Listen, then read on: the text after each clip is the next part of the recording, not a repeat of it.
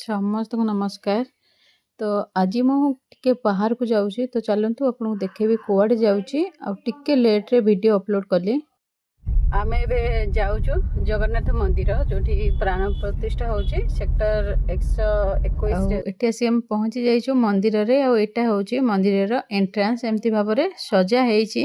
मु आसीथिले एक्चुअली शनिवार दिन आ रविवार दिन वीडियोटा अपलोड करिया कथा किंतु एडिट करी अपलोड करबा को टाइम लागि गेले भाबिथिले रविवार मॉर्निंग रे वीडियोटा अपलोड करी बोली किंतु किछि काम रे व्यस्त रही कि अपलोड करि पारलिनी। मंदिर रे मोर व्यूअर्स बहुत देखा हेले बहुत माने 10 जन पाखा पाखी देखा हेले।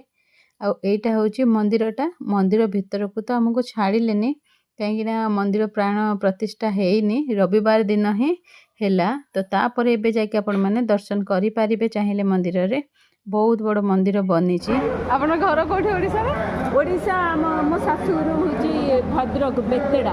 अच्छा एठी जोठी पुराना जगन्नाथ अछंती सेठी जाई दर्शन करिकी आमे आसिलो।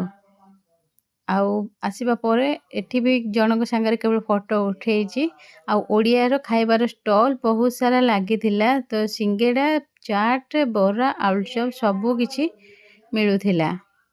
आउ एठी सांस्कृतिक कार्यक्रम संगरे समस्त को मतलब कथा हरिका सबु एठी ही चालुथिला।